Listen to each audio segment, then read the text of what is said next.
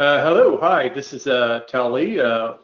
Welcome everybody. We have I think, a wonderful presentation coming up tonight about secrets of the USMLE, how to dissect any question on test day. Today we're going to focus on the pharmacology edition for step one. So we've got a whole group of folks that are going to help out today. And we've got, so there's myself. I am an associate clinical professor of allergy and immunology at the University of Louisville, but folks know me better as the editor and author for First Day for the USMLE Step 1, the entire board series, as well as the USMLE-Rx test bank series, Scholar-Rx, BRICS, and so forth. The other presenter today will be Paras, who is from Rx Coach. Paras, would you like to introduce yourself?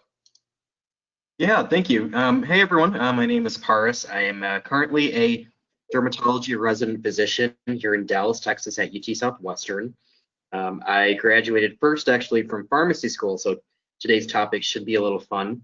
And then after that decided to go to medical school back home in Michigan. And I worked with USMLE-Rx for a little under a year now, primarily working one-on-one with students, working to prepare them for the USMLE Step 1. Great, and you're definitely going to hear more about Rx Coach, later on, as that's one of our newest offerings. And we got a couple other coaches as well too. So, Sean, you want to introduce yourself? Yeah, sure. Hello, everyone. My name is Sean. I've been with Scholar-Rx and USMLE-Rx for about a year and a half, working on the Rx Coach program, which I'm sure you guys will hear about more later, like Dr. Lee said. Looking forward to answering your questions and to another wonderful webinar. So thanks for having me.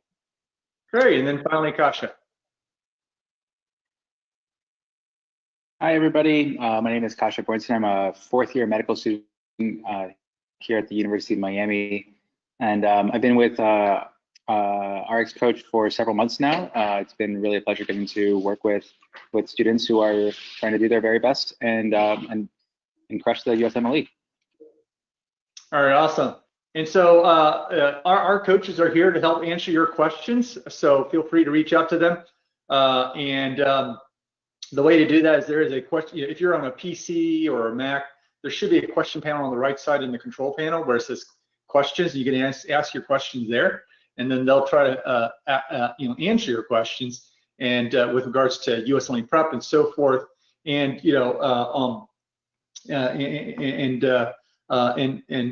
study strategies and so forth. If it makes sense and whatnot, they can also set you up with a free consultation for Rx Coach, because they are the coaches. So feel free to ask them more about the Rx Coach service as well too. If you're on a mobile device like an iPhone or Android device or whatnot, there should be a Q&A button in the option tray as well too, and you should be able to again ask questions through your mobile device. In the next 45 minutes to an hour, we're going to obviously, talk a little bit about the USMLE. We'll provide a quick update about COVID-19 and the impact on USMLE. We'll talk a little bit about BRICS, about how BRICS can be the foundation for your preparation, and then I'm going to hand it off to Paras, and then he's going to talk a little bit about our approach, the Rx Coach approach to answering and dissecting questions. And then we're going to both spend the bulk of the time actually on question dissections, going through several pharmacology questions and applying the approach. And then at the very end, we'll provide some additional study advice. And then there will be a special a raffle where we'll be raffling off Rx Coach package and as well as Rx 360 Plus. That's our test prep and study package.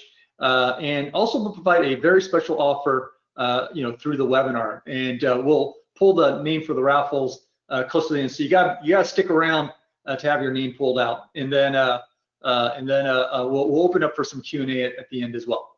Alrighty. So that will be the agenda. Now, before we get in, I do want to hear a little bit more about you all. So I want to know who you are, and I'm going to put the question up, so you should be seeing a poll, and you should be able to choose an answer.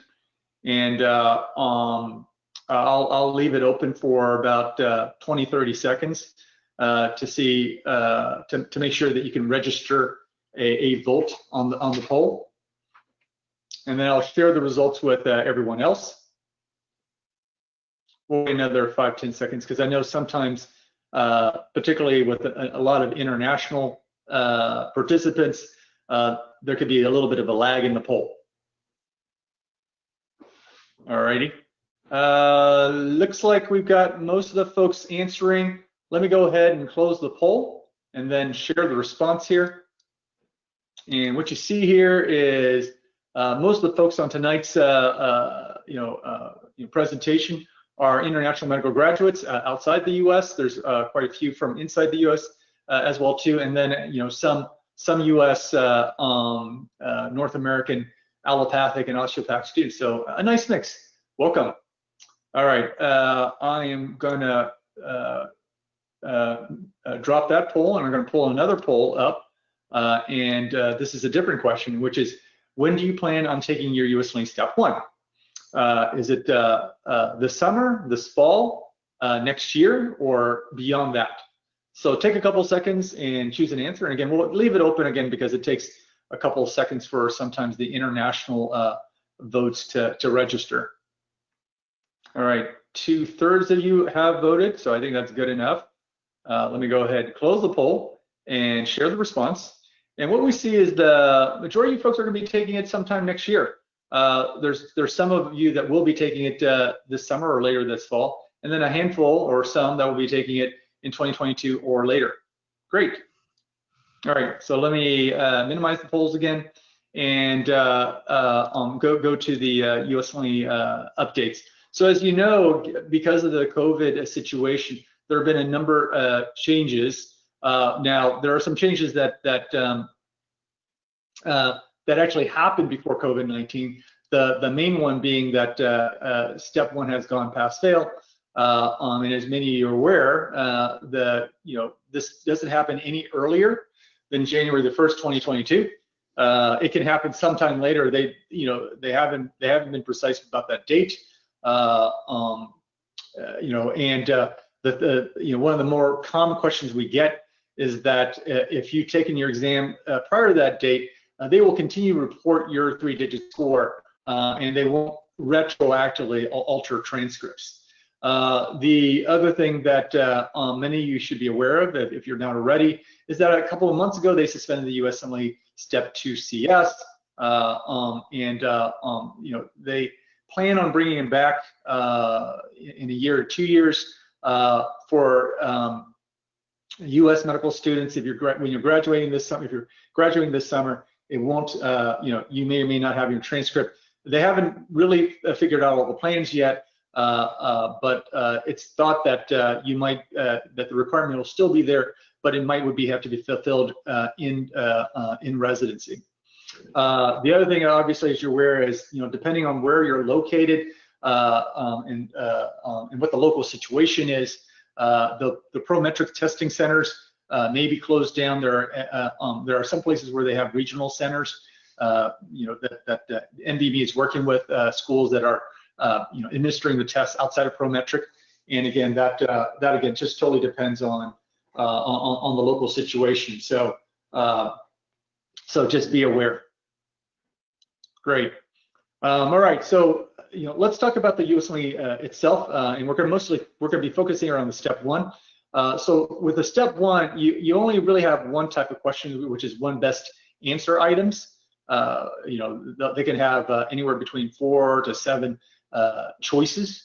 A few of them will have multimedia. A lot of them, about 15–20% of them, will have images, diagrams, and so forth.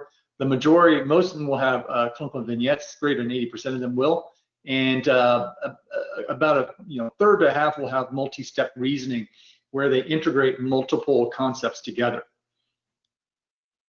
And to put it in context, the Step 1, which we're focusing on today, there's a lot that's based on mechanisms of disease, so that's pathophysiology.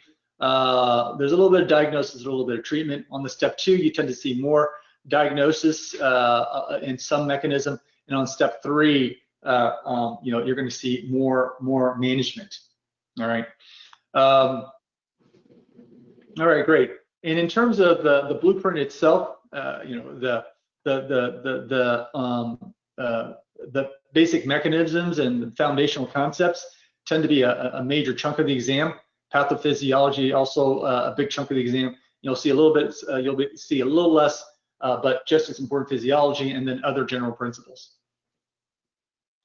Okay, great. So as I mentioned, you know, BRICS, which is a kind of a modular way to learn your foundational curriculum in med school. So you can use this along with your classes. If you are an international medical graduate, you can still use it with your classes, or if you've already graduated, it's a great refresher for a lot of the basic concepts that get taught in medical school, and it fills in all the gaps and goes well beyond first aid, but it's still high yield. So here's an example of one. I'm just going to flip to my my web browser here, so you can see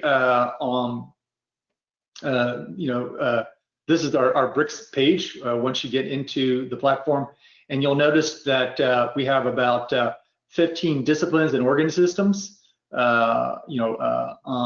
including cellular molecular biology, all the way to immunology, cardiovascular, all the way to respiratory. And you'll notice that we have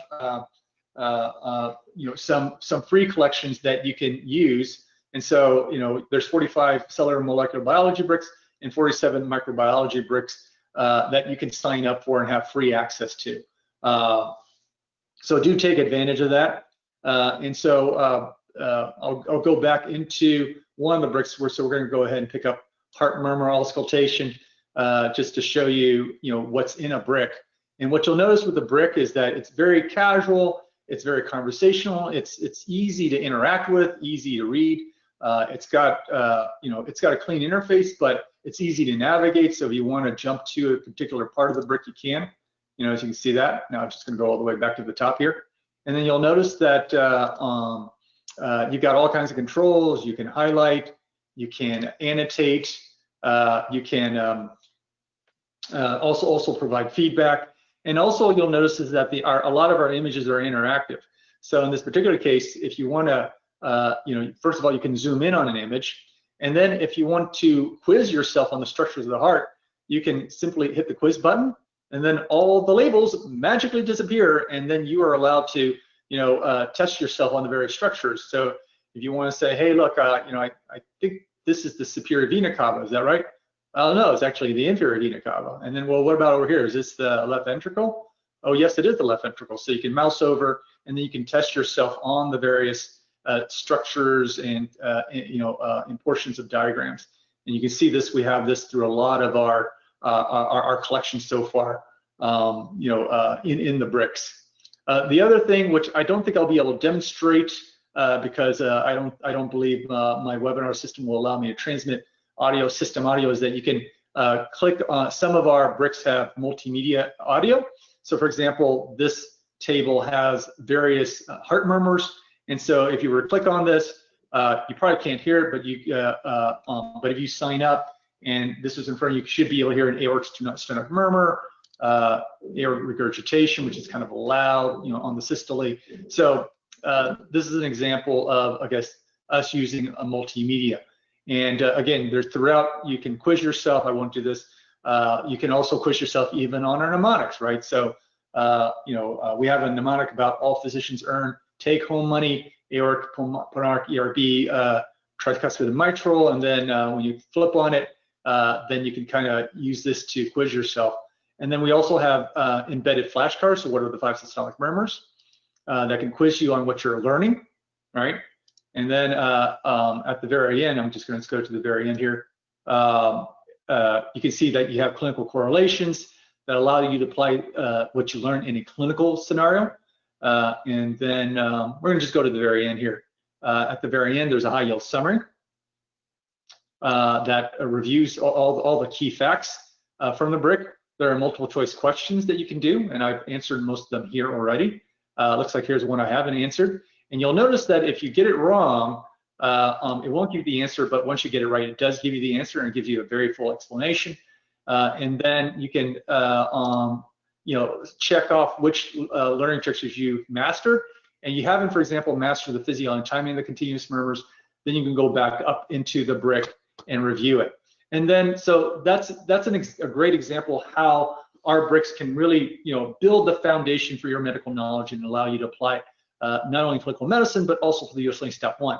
And speaking about USMLE Step 1, then we can actually, hook you into, all the great resources of USMLE-Rx, which includes first aid for the USMLE Step 1. So if you want to, you can click here, and then it can take you into first aid, where you can highlight, you can annotate first aid, as you can see here, and then you can also navigate first aid. You can also do flashcards, which when it shows back up, I'll show it to you. You can do further flashcards. I won't click into it, but there are 67 flashcards that have been curated that are all about murmurs. 2 videos about murmurs. These are high yield videos based off, tracking along with first aid, and then 16 USMLE style questions in our question bank that will quiz you on various murmurs, right? So you can see here, this is somebody who has murmur because apparently you can tell that they're having likely some sort of endocarditis, right? And then you can do the questions and then again go back to the brick. All right, and then once you do that, like I said, the brick again ties you in through the entire USMLE-Rx ecosystem. All right, so let's get back here, and I'm going to at this point hand it off to Faraz, who's going to talk about the Rx Coach approach to dissecting questions. Go ahead, Thank you, Dr. Lee. Yep. So, like Dr. Lee was saying, there are different approaches to board questions, and we'll kind of be using the question approach that we use, particularly in the Rx Coach program. So, as mentioned, Rx Coach is one of our new tutoring initiatives, and we'll talk a little bit more about that later. But that being said, let's go ahead and talk about our 7-step approach to questions, and we'll go over the steps with you now, and then we'll do some questions together using this approach so we can get some practice and become familiar with it. So step number 1 is to cover up those answer choices. So when you have your question, that's the first step. You can use a Post-it note, you can use some paper, whatever you have handy. The reason we have you do this is because we don't want you to become preoccupied by the answer choices or become biased by them and then have them guide your thinking before you have even read the question. On top of that, this also helps students from getting confused or feeling overwhelmed and just being able to work on the question. So now we can move on to step number 2. So at this point, we will read the last sentence first. So the last sentence of a question, we will read that first. As we do that, we'll highlight what we think is important and make note of that. So we do this so that we know what to look for as we read that question stem. And with any luck, by doing this step number 2, this will help us avoid having to reread that question and waste precious time. So now we'll move on to step number 3. So for this step, we'll think about how many steps does this question require to arrive at the correct answer. Now, the USMLE can have 1-step, 2-step, and even 3-step questions. So what do we mean by that? So let's talk examples. If a question is asking you for a diagnosis of what the patient is presenting with, that would probably be a simple 1-step question. If it's asking you how to treat the condition the patient has, well, first you have to figure out the diagnosis, and then you have to identify treatment. So that's a 2-step question. If it asks you what is the mechanism of action of the drug used to treat the condition, well, then you have to find out the diagnosis, you have to identify the treatment, and then you have to know the mechanism. So that's a 3-step question. So don't worry about this too much just at this moment, because we'll kind of be using this methodology and going through some questions together. So stay tuned for just a minute. But before we move on, let's explain why this is important. So this allows us to have a clear approach to the question. So by knowing how many steps it will take us, we can avoid having to reread the question. And then this will also help us identify those relevant clues as we know, is this a multi-step question or is this a single one-step diagnosis question? All right, great. Let us move on to step number 4. So for this step, what we'll do is we'll read the question one sentence at a time. And after each sentence, we will highlight and make note of what is important while simultaneously thinking through what we should take away from that sentence. So this will help us remain consistent with the question approach and our thought process. And again, it'll also help us avoid having to reread the question, which, if you've noticed, is a theme that we try to get students to do. Now let's move on to step number 5. So once we have read the entire question, we will reread that last sentence. And at this point, we want you to start thinking of potential answer choices and trying to narrow those down in your mind. So before you uncover those answer choices, start thinking of potential answers that could answer that question. So then when we move on to step number 6, this is the easy step. This is where we finally uncover those answer choices that you guys have been so anxiously waiting to see. And then we will move on to step number 7. For this step, we'll start at the last answer choice and we'll work our way up. So a lot of people commonly will start at the top with answer choice A and then work their way down, but we like to start at the bottom and work our way up. So this makes sure that you get through all of the answer choices before picking an answer and you're not distracted by something that you think is correct and which may in fact actually be incorrect. So we will start at the last answer choice, cross out answer choices that don't fit with what you were thinking before you uncovered those answer choices. And then hopefully you'll find an answer choice that fits your thought process, or better yet, you'll actually find the exact same answer as what you were thinking. So then you can go ahead and select that answer and then move on to that next question. All right, so now that we've gone over the approach, let's go ahead and do some questions together. So let's start with question number 1.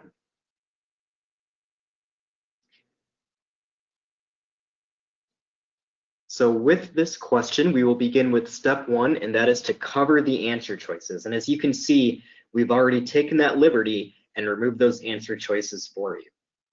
So now we'll start with step number 2, and that is to read that last sentence first. Which of the following medications is most appropriate for this patient? Okay, great. So we're looking probably at a pathology, obviously, and pharmacology question as well.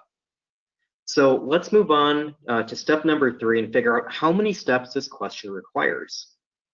By looking at it, it's probably a 2-step question. I think first we need to figure out what condition this patient has, and then we need to know what is the most appropriate treatment for that condition. So probably a 2-step question. So we'll keep that in mind.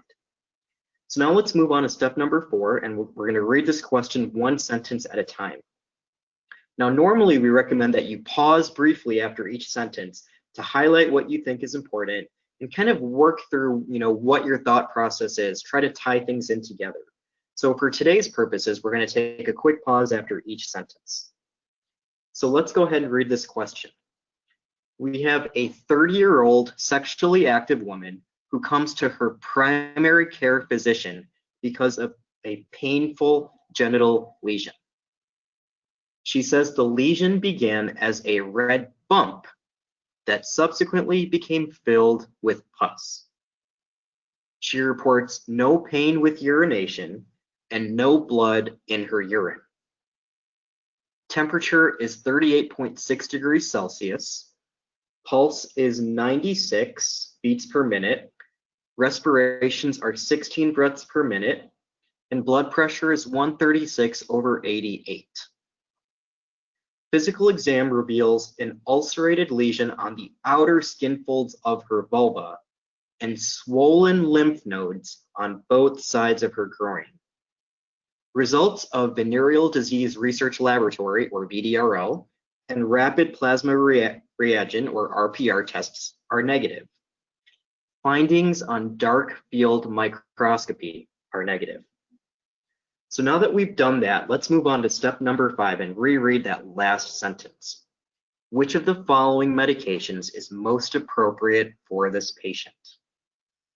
So great, now I want you guys to take a second to think of what you think the answer may be. And now we'll move on to step number 6 and we'll uncover those answer choices.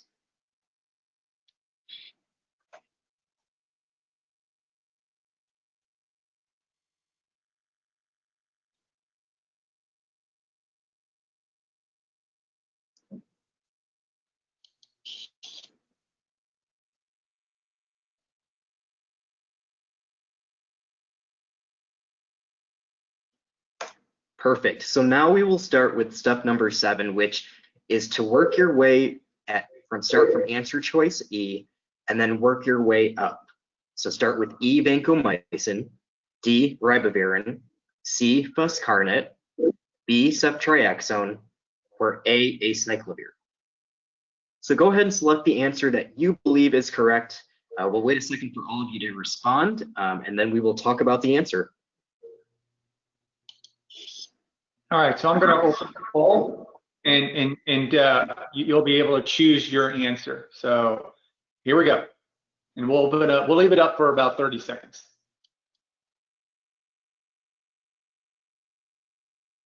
All right, the poll is out, and you can go ahead and vote for your favorite answer, and then we'll share it with everybody. And remember, on the USMLE Step 1 and any USMLE exam, there is no penalty for guessing, so you should never ever leave a question blank. All right, looks like we are about half the group voting. We're going to leave it open for just a little bit longer. We really do want people to take their best shot at this. Okay, great.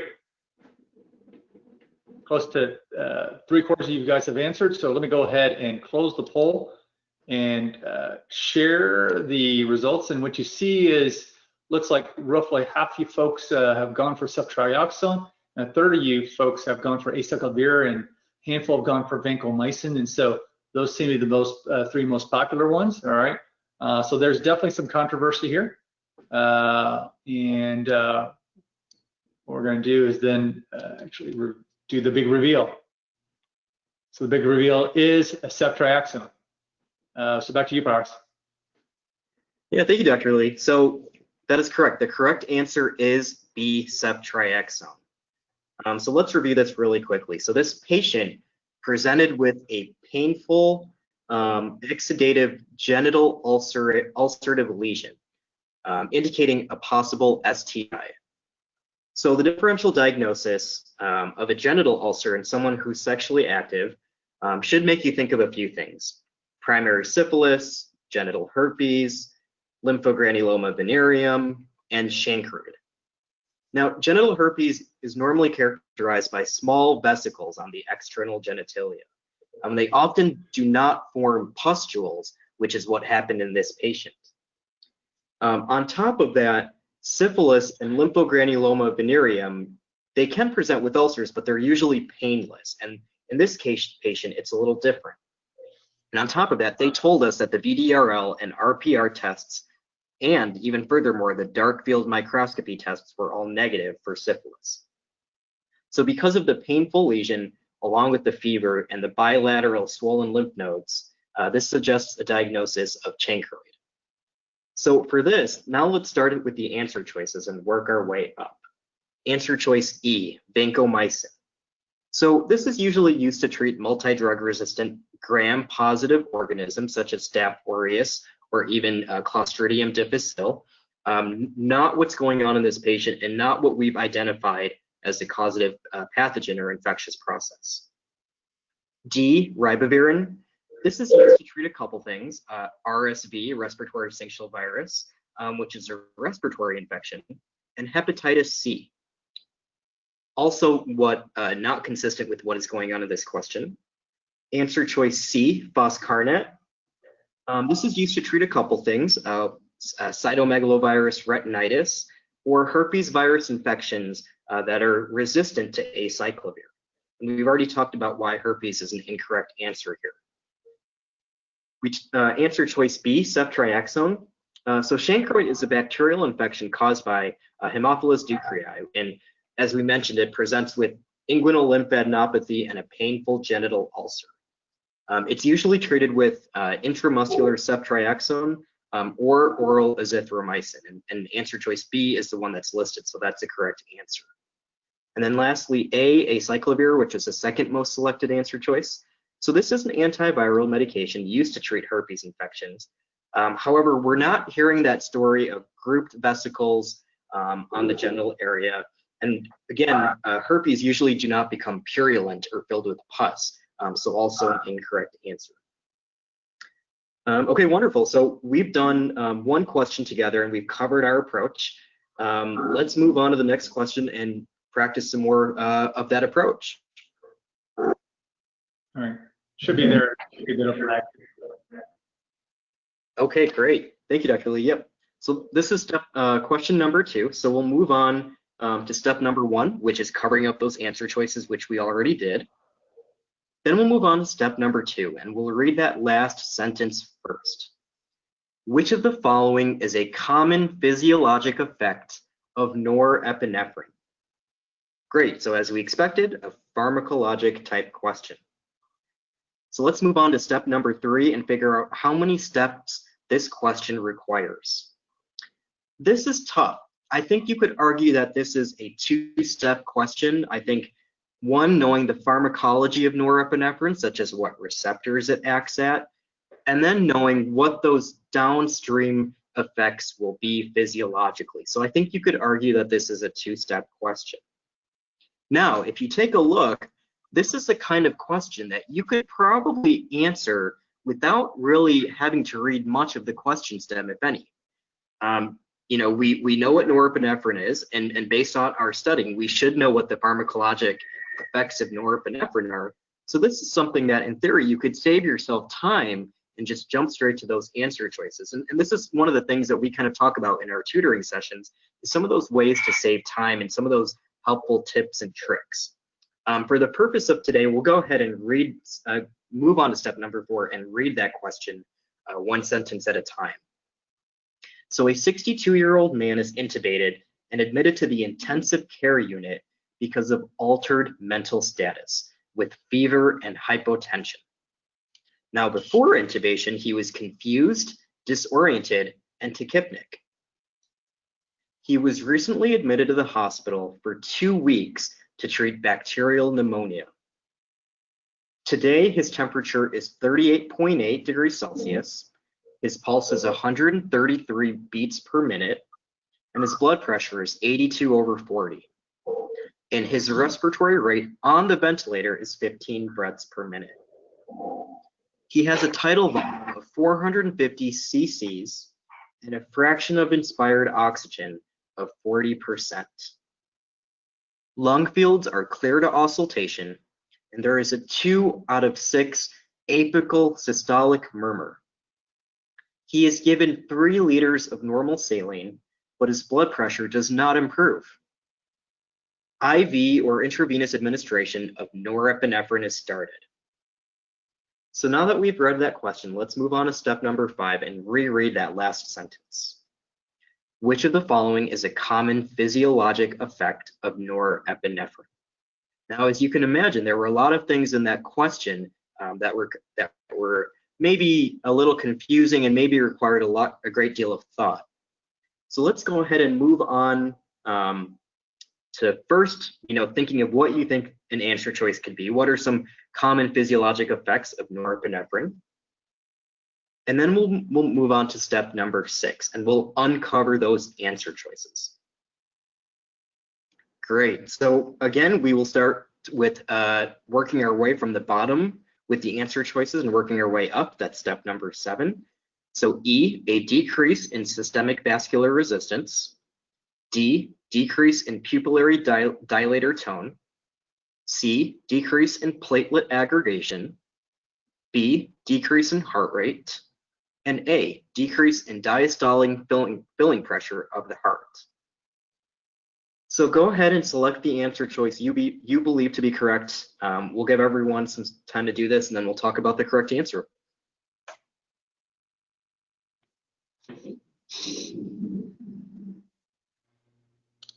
All right, so I'll go ahead and open up the poll so you can lock in your answers.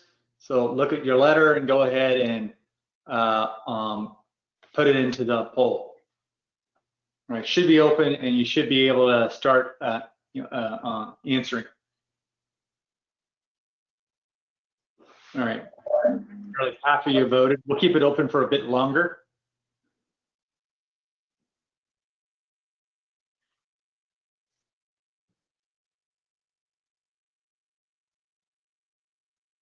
Just a couple more seconds. All right, close to 2/3. All right, 2/3 have answered. So let me go ahead and close it. I'm going to share the results here.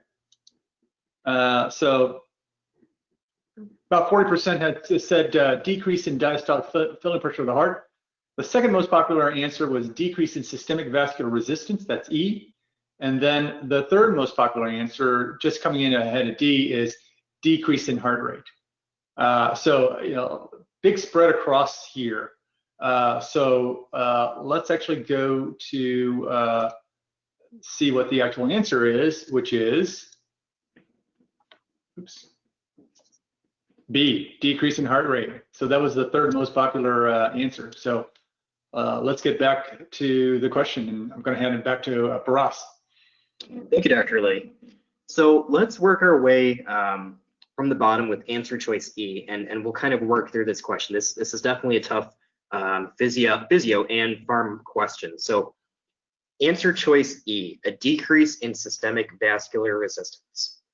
Now, norepinephrine is a drug that acts with greater affinity on alpha adrenergic receptors than beta adrenergic receptors. So it has the primary effect of increasing systemic vascular tone by causing vasoconstriction through those alpha-1 receptors. So for this reason, it's actually called a vasopressor, and it's why you give it in this patient who has low blood pressure. Answer choice D, decrease in pupillary dilator tone.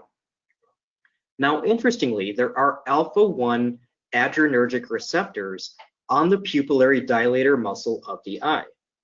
And when they're activated by norepinephrine, it actually causes contraction, resulting in mydriasis. So norepinephrine, which would activate these receptors, would thus cause an increase rather than a decrease in pupillary dilator tone. Answer choice C, decreasing platelet aggregation. So interestingly, there are alpha-2 receptors that promote platelet aggregation when activated, alpha-2 adrenergic receptors. And norepinephrine activates these receptors. So an increase in platelet aggregation rather than a decrease would be expected. Answer choice B, decrease in heart rate. Now, this was the correct answer. So we know norepinephrine, through its vasoconstriction, will help lead to increased venous return to the heart. On top of that, norepinephrine does increase heart contractility, okay? We're talking about the contractility of the heart as well. So we're having increased venous return to the heart. More blood is coming back to the heart. And it's done so by an increase in stroke volume as well as that vasoconstriction. So the heart doesn't need to beat as quickly to maintain a sufficient cardiac output. Because remember, cardiac output equals stroke volume times heart rate. So if we're increasing stroke volume, there should be a decrease in heart rate. Now, because norepinephrine acts with a greater affinity for alpha receptors than beta receptors, this reflex bradycardia in response to the vasoconstriction by the alpha receptors, this reflex bradycardia outweighs any beta-1 mediated increase in heart rate. And I think that's probably why a lot of you may have selected or thought this was an incorrect answer. Although there is norepinephrine action at beta-1, the reflex bradycardia outweighs that. So it results in a net decrease in heart rate. So definitely a tough question here. And let's talk about answer choice A. So a decrease in diastolic filling pressure of the heart. Now, as we mentioned, there's more peripheral vasoconstriction, which would lead to more venous return, more blood coming back to the heart, and thus the diastolic filling pressure, or the pressure in that heart during rest, would be increased. Great job with this question, guys. So far, we've covered our approach to questions and done 2 questions utilizing this approach. So let's move on to the next question. All right, question number 3. So as you guys are hopefully starting to remember our steps, step number 1, we've covered up those answer choices for you. And now we'll move on to step number 2, reading that last sentence. Administering which of the following agents is the most appropriate next step in treatment? Great, so we are looking at a diagnosis and then a treatment. So let's move on to step number 3 and figure out how many steps does this question require? So again, maybe looking at a 2-step question, maybe hard to tell without knowing what the answer choices are, but first we need to figure out what the diagnosis is, and then probably need to figure out the next, or the treatment based on that diagnosis. So probably a 2-step question here. So let's move on to step number 4 and read the question 1 sentence at a time. A 56-year-old woman with a history of deep venous thrombosis, or DVT, is hospitalized in preparation for a routine surgical procedure scheduled for the next day. She has been taking an oral anticoagulant for the past 5 years, and on arrival at the hospital, she is switched to an intravenously administered anticoagulant for the duration of her stay. Complications arise during surgery, and she is kept in the hospital as a precaution. 5 days after the operation, she awakens to find large bruises covering her arms and legs. Complete blood cell count, or CBC, is as shows. Hemoglobin is 14.2, hematocrit of 42.6, leukocytes of 6.5 thousand, platelets of 22,000, bleeding time of 14 minutes, a partial thromboplastin time of 90 seconds, or PTT, an INR, or international normalized ratio, of 0.8. So let's move on to step number 5 and read that last sentence again. Administering which of the following agents is the most appropriate next step in treatment? Great, so once again, I want you guys to take a second to think of what the answer choice could be. You guys have been doing a great job so far. We'll give everyone a second. We'll go ahead and move on to step number 6, which is to uncover those answer choices you guys are anxiously waiting to see. Great, and now we will move on to step number 7. And once again, we will start at the bottom and work our way up. Answer choice E, vitamin K, D, streptokinase, C, protamine sulfate, B, fresh frozen plasma, and A, argatroban. So go ahead and take a second to think of which answer choice you want to select. We'll give all of you a little bit of time to go ahead and select the answer you think is correct, and we'll talk about it in just a minute.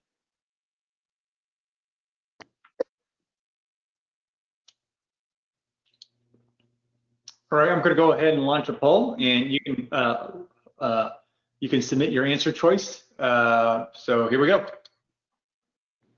All right, looks like about 25% have voted. We're going to keep it open for a little bit longer. Keep it coming. Don't be shy. For whatever reason, responses are coming a little slow, so I'm going to let it go for a couple more seconds, and then we'll stop and share the answers.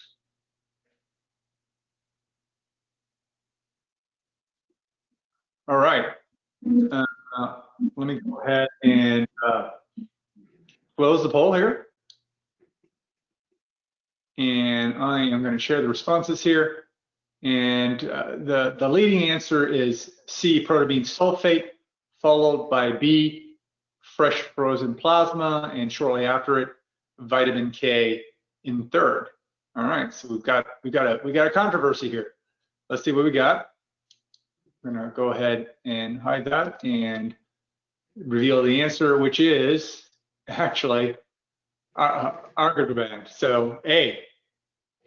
All right, so passing this back to Paris.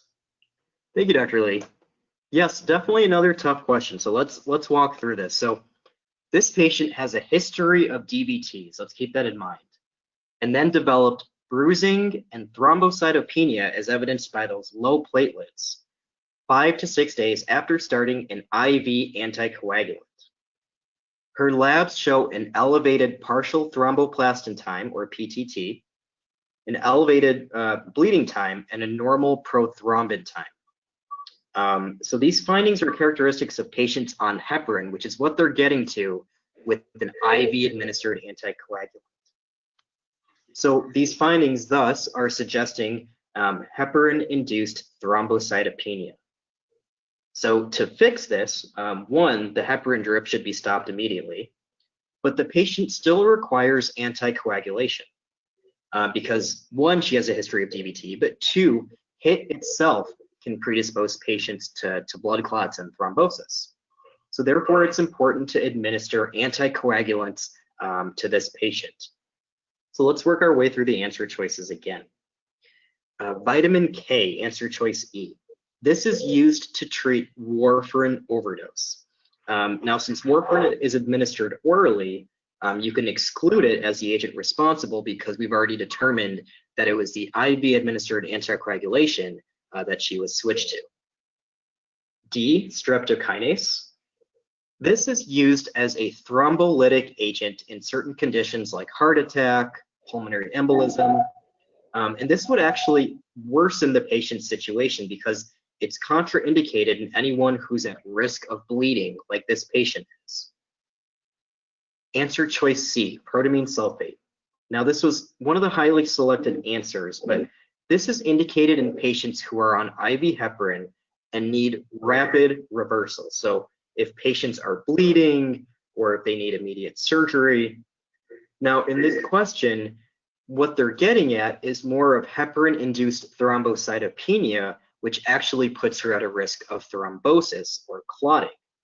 So you'd actually want to start an anticoagulant, not necessarily reverse the anticoagulant effects of heparin. You do want to stop the heparin. Answer choice B, fresh frozen plasma. Now, warfarin depletes our vitamin K dependent clotting factors, and FFP helps supplement that in cases of warfarin overdose, but we've already excluded that as the cause. And lastly, the correct answer is A, argatroban. Patients with HIT should be immediately started on a direct thrombin inhibitor, a DTI, such as argatroban or bivalirudin. And this is to prevent that thrombosis that we were talking about. So great job so far. Hopefully you guys are starting to get the hang of our approach. Let's do one last question together. All right.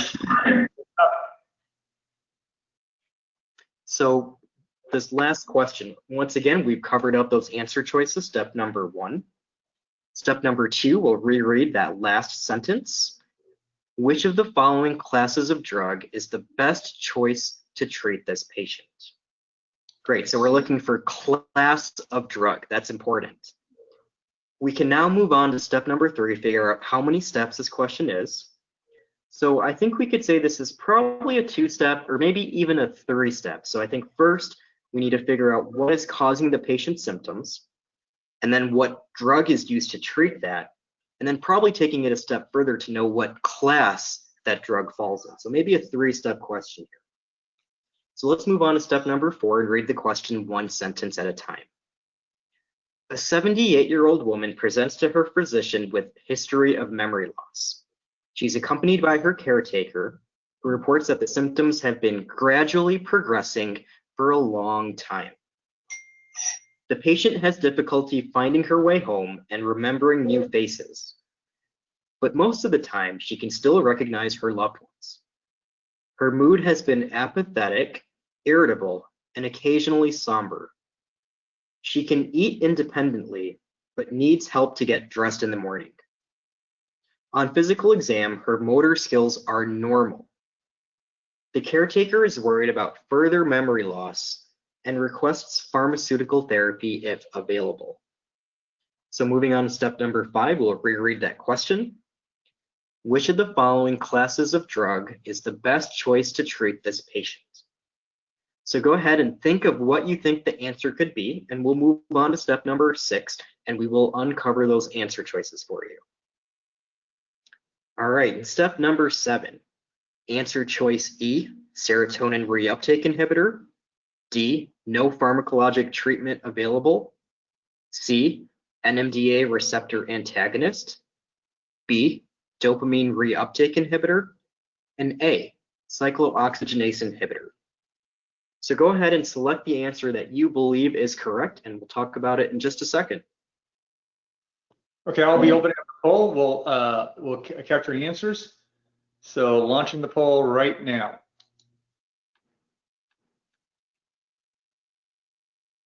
Okay, so the poll's out. Hopefully you can see it. I understand some people had difficulty seeing the last poll. Sorry about that. So hopefully you can see this and we can capture your answers. All right, half of you folks answered, so that's good. I'll leave it open for a couple more seconds. All right, great. 2/3 have answered, so I'm going to go ahead and close the poll. And I am going to share your responses.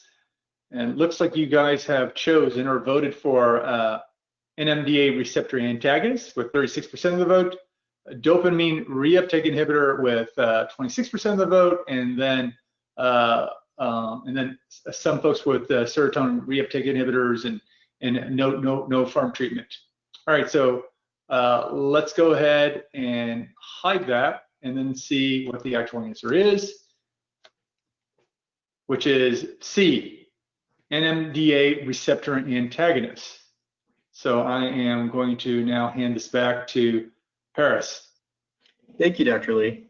Yep, the correct answer is C, NMDA receptor antagonist. Now, they told us this patient has symptoms of memory loss and dementia, which importantly has been progressive over a long period. Now, the most common cause of dementia in the elderly is Alzheimer's. Difficulty remembering new information, like recent memory impairment, difficulty doing a familiar task. These are all characteristic of the memory loss that you see in Alzheimer's disease. And behavioral changes as well that we saw in this patient are also common as the disease progresses. So let's start with answer choice E and talk about why these are incorrect. Serotonin reuptake inhibitor, or SSRIs. So these are the first-line treatment for depression. Now, depression is often on the differential when we're talking about dementia, as older patients with depression may suffer from memory loss and may not be able to do their normal activities.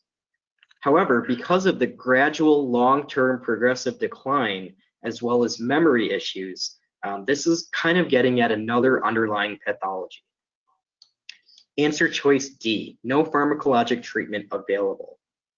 Now, this is kind of suggesting that this is normal aging in this patient, and that can be on the differential diagnosis. However, we know that this patient is having recent memory impairment because they can't remember new things. They're also having difficulty performing motor tasks. And on top of that, that's called dyspraxia, which is not something that you see in normal aging. So that is also an incorrect answer. C, NMDA receptor antagonists. Now with Alzheimer's disease, the initial treatment usually involves acetylcholinesterase inhibitors such as donepezil, galantamine, rivastigmine. If the patient has moderate to severe Alzheimer's disease, then that can be an indication for memantine, which is an NMDA receptor antagonist. So that is a drug used to treat Alzheimer's disease. B, dopamine reuptake inhibitor. I think this was also a highly selected answer choice. These, like amantadine, are medications that increase dopamine by inhibiting dopamine reuptake. And these are used primarily for things like Parkinson's disease, where you start to get neuromuscular signs and symptoms like tremors, rigidity, and they told us that this patient's motor skills are normal and we're not seeing any of those classic signs of Parkinson's. So also incorrect. And then lastly, A, cyclooxygenase inhibitors.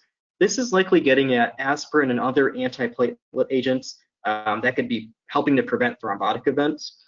Probably getting at vascular dementia here.